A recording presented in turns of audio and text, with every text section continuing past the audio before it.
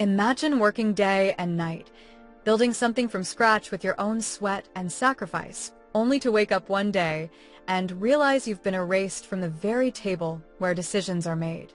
That's what happened to me. They excluded me from the board meeting, thought they could decide without me.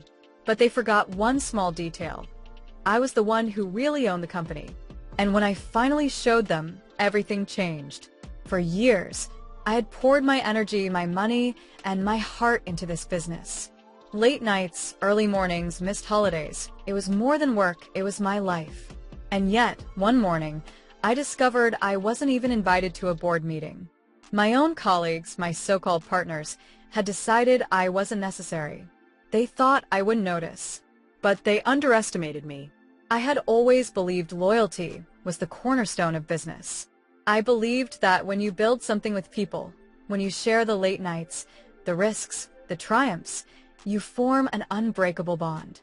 We weren't just colleagues. We were supposed to be partners, a team. That was the illusion I carried with me for years, until the day I discovered the truth. It started on a gray Tuesday morning. I woke up, checked my emails as usual, and noticed something odd.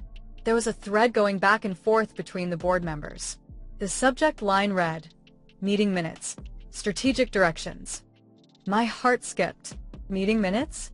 Strategic directions? And I hadn't even been told about the meeting? I scrolled through the chain, each message burning deeper into me. They had met. They had discussed. They had planned the future of the company. Without me. At first, I thought maybe it was a mistake. Maybe I had been left off the email list. Maybe someone forgot to copy me in. But as I kept reading, as I saw their casual references, the tone of certainty in their words, the realization hit me. They had deliberately excluded me. I sat there, stunned, my phone heavy in my hand. My stomach twisted, a mix of betrayal and disbelief. This wasn't a small oversight. This was intentional. They wanted to cut me out. As the hours passed, my disbelief turned to anger. I thought about the nights I had spent in that office, alone, working until the clock struck midnight, while they went home to their families. I thought about the deals I had closed, the clients I had charmed, the risks I had taken with my own savings when the company was struggling. And now, after everything, they dared to push me aside, as though I was disposable, but anger alone wasn't enough. If I lashed out without proof, without strategy, they would paint me as emotional, irrational. They would say I was overreacting. No, I needed to be calm. I needed to be smart. If they wanted to play this game, I would show them just how dangerous it was to underestimate me. That night, while the city outside my window fell into darkness, I stayed awake, digging through old files. Contracts, agreements, shareholding structures, I pulled everything out. The further I went, the more my confidence grew. Because the truth was simple. On paper, I was the majority shareholder. 51%. They couldn't erase me, no matter how many meetings they held in secret. I remembered the day I signed those papers, years ago. At the time, they had laughed, brushed it off. "You're too cautious," one of them said. "Why bother with all these details?" But I insisted. I knew business could turn ugly. And now that decision, the decision they mocked, was about to save me. The next morning I walked into the office. Heads turned as I entered the boardroom, uninvited but unshaken. The atmosphere shifted instantly. They hadn't expected me. Their whispers died. Their smiles froze. I took my seat at the table, the silence thick around me. One of them cleared his throat, trying to sound casual. "Oh, we didn't think you'd be here." I smiled, calm but firm. "Of course you didn't. You didn't invite me." The room tensed. Eyes darted. No one spoke. I reached into my briefcase and pulled out the documents I had gathered the night before. I spread them across the table. Each page a weapon, each signature a shield. "Gentlemen, perhaps you forgot. I own 51% of this company, which means any decision made without me, any plan devised behind my back, is invalid.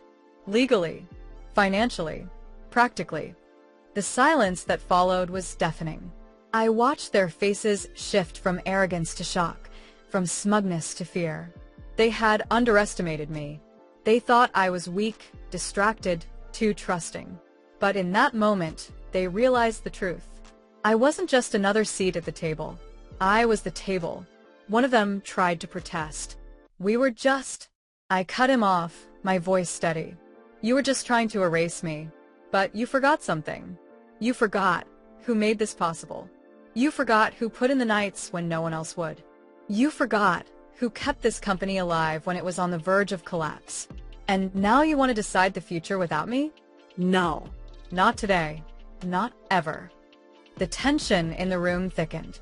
No one dared to speak again. I leaned back, letting the weight of my words settle.